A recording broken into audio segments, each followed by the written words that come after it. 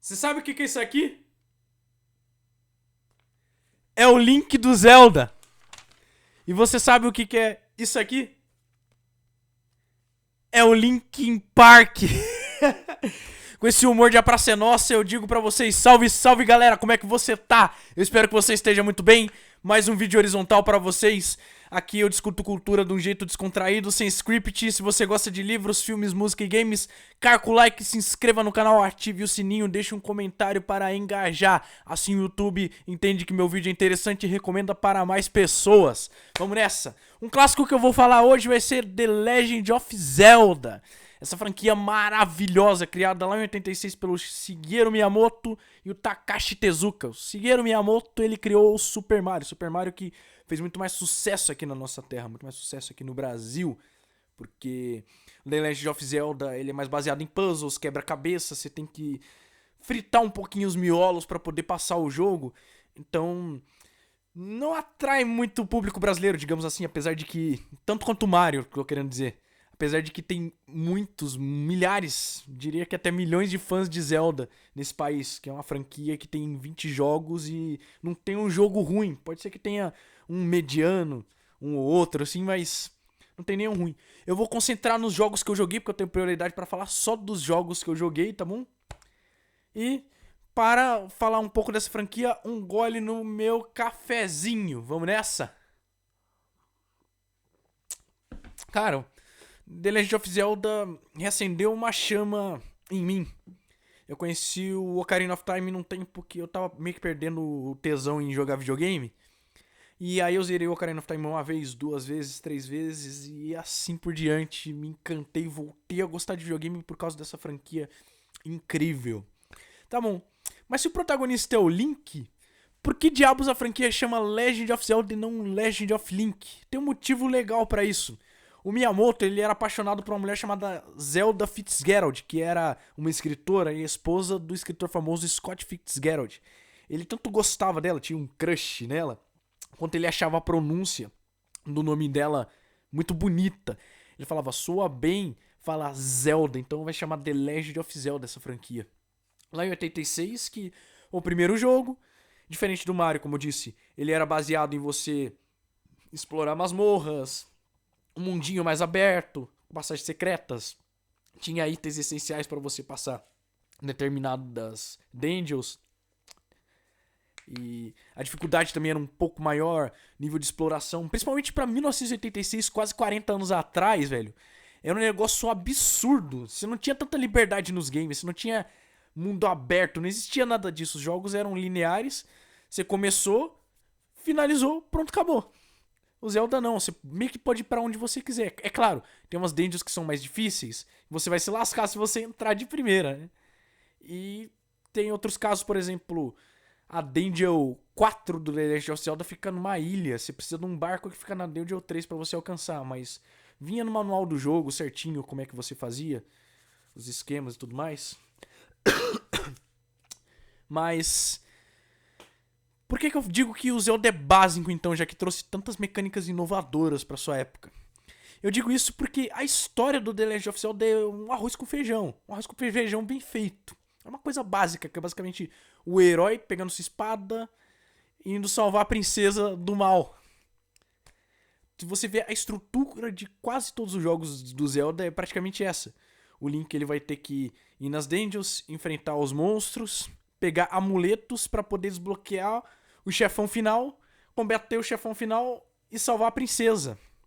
Esse esquema de salvar a princesa já tinha no Super Mario, mas aqui no Legend of Zelda tem uma coisa mais épica, porque negocinho de batalha, de você explorar, batendo nos inimigos, é desafiador pra caramba.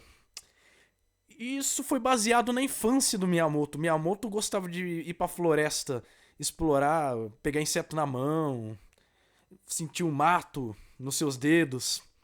Então, por isso que tem esse frescor a franquia Zelda.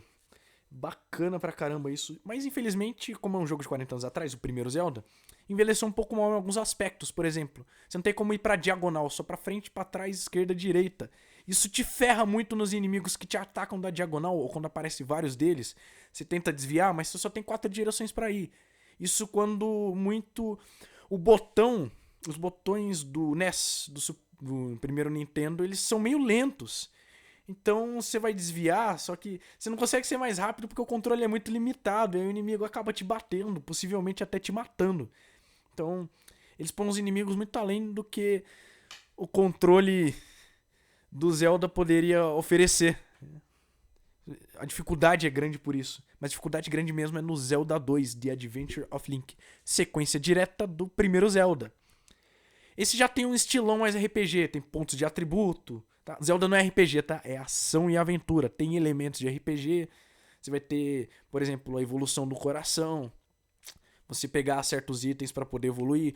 Mas nada muito significativo que possa fazer com que Zelda seja classificado como RPG. Mas o 2 é RPG, tem pontos de atributo e tudo mais. Tá bom? Aí, no caso, no primeiro jogo da franquia Zelda, você tinha que pegar um pedaço da Triforce e um pedaço da sabedoria. Aqui você tem que pegar os pedaços da Triforce e da coragem. O que é a Triforce? Que eu tô falando aqui. Triforce são os 3 triângulos mais poderosos que existem, que as deusas criaram. Isso vai ser explicado melhor no Ocarina of Time. Que são os 3 triângulos da sabedoria, do poder e da coragem. Tá? O Link sempre tem a Triforce da coragem, por isso que ele enfrenta os monstros, não tem medo de chegar nas dungeons e fazer acontecer. E infelizmente o Ganon sempre tem a Triforce do poder. E o poder caindo nas mãos erradas de alguém pode ser avassalador. Então o Link tem que evitar que isso aconteça. Mas voltando pro Zelda 2, você tem que pegar a Triforce da coragem e ressuscitar a Princesa Zelda. É um RPGzinho, ele tem um estilo plataforma, side-scroll, tipo o Super Mario, de um lado pro outro. Muita gente não curtiu muito essa mudança. Mas ele tem o estilo de mapa isométrico quando você vai explorar o mundo. Ele é uma mistura ali de Final Fantasy com Castlevania. Ele tem muito esse combate de turno do Final Fantasy. O inimigo chega em você e você automaticamente é obrigado a entrar numa peleja com ele. E do Final Fantasy por ser esse side-scrolling que você vai enfrentar um inimigo forte pra cacete na sua frente. Aqui você tem um jogo que não agrada tanto assim os fãs pela dificuldade, por ter mudado muito o estilo de jogo que o primeiro trouxe. Mas, felizmente, no Super Nintendo chegou o A Link to the Past, o terceiro jogo da franquia. Puta jogo. Zerei ele esses dias. Cara, que delícia. Por que eu não zerei ele antes? Ele pega a jogabilidade do primeiro, deixa um pouquinho mais sofisticada, com uma jogabilidade mais fluida, uma dificuldade menos lazarenta, né? Também, um mundo muito mais gostoso de explorar. E ele já tem aqui uma coisa passado e futuro que a franquia usou e abusou. No primeiro Zelda você tinha esse negócio de viagem. Você tocava uma flauta e chegava um moinho de vento e te fazia viajar para outro canto do mapa. Mas aqui você viaja no tempo, né? Você tem um mundo escuro e o mundo da luz. Tá bom? E aí o que você tem que fazer aqui? No mundo claro, você pega 3 pingentes. E aí você vai enfrentar o boss. Só que aí o boss fala assim: puxa vida, você me derrotou, não vou deixar você me derrotar. Então eu vou te mandar pro mundo escuro. Pra meio que trapacear com você. Aí você tem que salvar 6 virgens. Pra poder resgatar a Zelda e derrotar o Aganin, que é o vilão que te botou no mundo escuro. E revelar sua verdadeira forma, quer dizer, que é o Porco Ganon. Aí você derrota o Ganon e salva a Zelda. O arroz com feijão aqui sendo bem feito. Você tem as camadas ali do mundo sombrio, do mundo claro. O elo com o passado, né? Você viaja muito entre passado e futuro. Você transita bastante. Mas o que consagraria mesmo essa questão de linha do tempo, que ia ferrar com a linha do tempo da franquia Zelda, seria esse clássico aqui, essa obra-prima, Ocarina of Time. Eu tenho um mangá da Nintendo que é a única coisa da Nintendo que tem em português. Se bem que vai lançar o Breath of the Wild e o Tears of the Kingdom em português. Vai lançar a tradução oficial, mas até então, até agora, no momento que eu tô gravando esse vídeo, a única coisa que tem em português são os mangás de Zelda. Eu comprei na época que saiu, hoje em dia tá caro pra caramba. Então o que o Ocarina of Time vai fazer?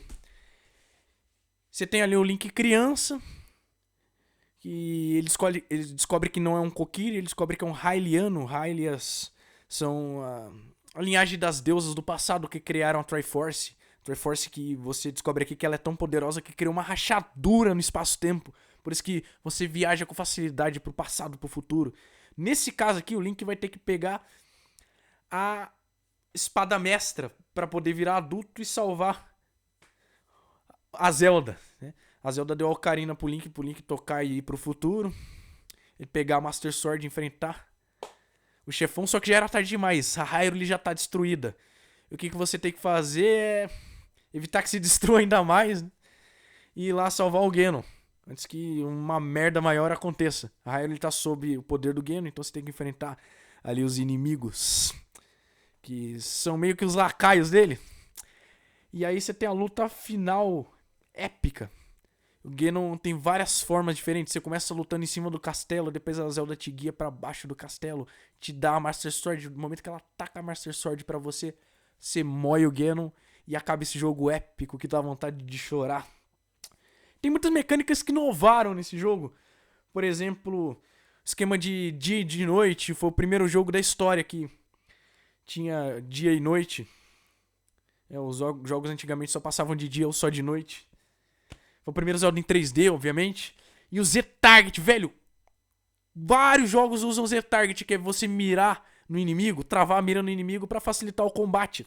Só que o Dark Souls usa isso da forma mais arrombada possível, porque você trava a mira no inimigo, o inimigo cai no precipício e você cai junto. Mas essa mecânica começou lá no Ocarina of Time. Fez muita gente se encantar pela franquia. E aí você tem um milagre, simplesmente um milagre, o jogo mais sombrio da franquia Zelda. Majora's Mask. Velho, a ambientação desse jogo se deu porque o diretor que fez esse jogo não era o Miyamoto. O Miyamoto ficou puto quando soube que o cara que fazia as dungeons do Ocarina of Time não tava a fim de refazê-las. Depois ele refez e virou o Master Quest, que é uma versão mais difícil do Ocarina of Time. Mas ele falou, não, eu quero fazer umas dungeons diferentes. Começou a fazer na surdina e falou, Miyamoto, vamos fazer um jogo novo. Falei, o quê? Você tá me tirando, né? Tá bom, vou deixar você fazer um jogo novo, mas você tem um prazo de 1 ano. 1 ano, velho. 1 ano pra desenvolver um game não é absolutamente nada. E esse jogo do caramba foi desenvolvido em apenas 1 ano. E aqui você tem a história que o Link do Ocarina of Time, o Link criança, ele tá ali com a Epona, pequenininho. Aí de repente ele cai de um precipício e acaba indo parar num mundo chamado Termina, onde as pessoas estão desoladas, onde tem uma lua com a cara do Ganon assustadora, que vai detonar todo mundo em 3 dias. E nesses 3 dias você tem que salvar a galera, tá? E aí você vai ter a Ocarina pra poder manipular o tempo, pra meio que te dar um intervalo a mais pra você conseguir resolver os problemas. Só que você tem 3 dias, e esse negócio de 3 dias deu uma urgência pro jogo, velho. Tornou o jogo mais difícil. Tanto é que o Majora's Mask tem apenas 4 dungeons. O Ocarina of Time, 3 crianças, acho que 7 adultos, deve ter 11, 12 dungeons. Só que o tempo de campanha do Majora's Mask é maior, porque é um joguinho mais difícil, mais desafiador, com essa urgência que você tem de manipular o tempo. Tá? Você tem as mecânicas das máscaras, que elas te dão os poderes de nadar na água, de você virar um Goron, que é a raça que come pedra, pra você conseguir virar meio que um Hot Wheels, uma roda ambulante que destrói tudo. Ele é mais sombrio e é um Zelda também mais psicológico. As pessoas estão perdendo a esperança e falam assim, puxa, o Ganon vai nos destruir em 3 dias. A gente não tem esperança que esse herói do tempo vai salvar a gente. E ele salva, velho. Que jogo lindo. Você tem que jogar com um detonado do lado, tá? Pra te ajudar. Jogar com detonado não é demérito nenhum, viu? Aliás, você aproveita melhor a experiência de Zelda se tiver o detonado, beleza? E aí você tem um jogo que pra mim visualmente é o mais bonito da franquia. The Wind Waker. É um jogo em gráfico cel shading, gráfico mais de desenho animado. Muitos fãs não gostaram porque queriam uma pegada realista do Ocarina of Time e do Majora's Mask, pegada mais madura. Wind Waker, basicamente o Link, ele é irmão da Zelda. Ele é irmão da Zelda e vai ter que salvar ela do mesmo jeito do Ganon. Raptaram a irmã dele e falaram assim, puxa, eu vou ter que salvar minha irmã das garras do Ganon de novo. E aí você vai explorar o oceano através de um barquinho. E aí você vai usar o vento a seu favor.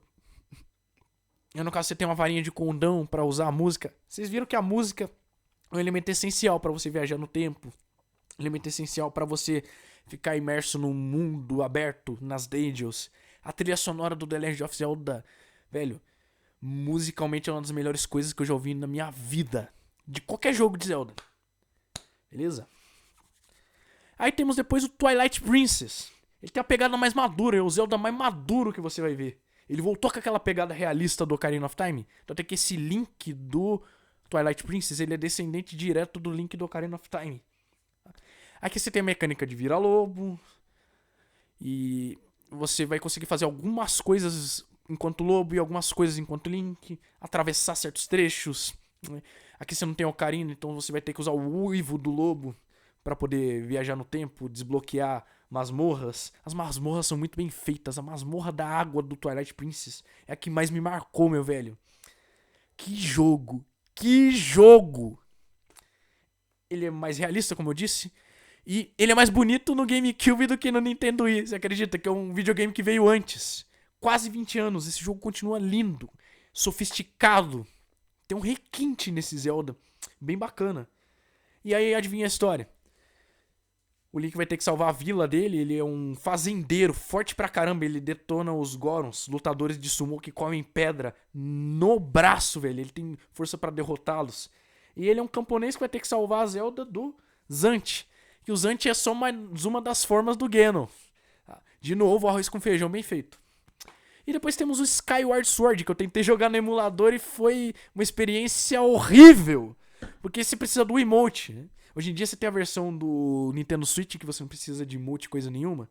Então você joga mais com controlezinho. Muita gente não gosta, muita gente acha que esse jogo pra ele funcionar precisa do emote. De fato. Aí você tem a viagem no céu pra poder impedir que o mal destrua o mundo. Na linha do tempo, o Skyward Sword é o primeiro Zelda. Ele é o Zelda mais antigo. O Zelda era amiguinho da... Não, o Link era amiguinho da Zelda. E aí, junto com ela, né, é a relação mais próxima que ele tem com a Zelda. Vai ter que evitar que esse mal destrua o mundo. Aí você tem o controle do emote, as batalhas. Você usa o emote como uma espada. Mas algumas pessoas reclamam que o controle de movimento não é tão preciso como deveria ser. Que envelheceu um pouco mal esse jogo. Muita gente também não gosta do gráfico de desenho. Acha essa história meio fraca, ou pelo menos não tão marcante quanto os outros Zeldas. Mas, um dos piores Zeldas, eu vejo que muita gente paga um pau pra Skyward Sword. Tem gente que diz que é o favorito, viu? Então tá. Aí depois você tem o GOT. Um jogo que revolucionou a indústria, influenciou os jogos que vieram depois, como Red Dead 2 e Elden Ring, Breath of the Wild. Ele voltou com aquele esquema de mundo aberto do Zelda 1, porém aqui ele é um pouco mais justo. Se você entrar numa dungeon que é mais difícil, ele não vai exigir que você vá lá na puta que pariu pegar um item. Dá pra você fazer o possível ali. Tudo que você tem que fazer é explorar o mundo. Explorar bastante. Explore, explore e explore. Desde o primeiro Zelda, o intuito era explorar. No A Link to the Past, o intuito é explorar bastante. O Ocarina of Time. Por mais que esses jogos tenham mundos abertos, eles são mais ou menos lineares. Aqui não, Breath of the Wild te entregou uma sensação mais viva de liberdade, né? Aqui você é livre, você sente que não tem aquela linearidade dos outros jogos. Tá? E aqui o Link simplesmente... ele acorda de um sono de 100 anos. Dorminhoco do cacete. Eu também adoro dormir, eu não julgo o Link. Eu dormiria por 100 anos se eu pudesse. E aí ele vê a Hyrule devastada, que é o último jogo da linha do tempo.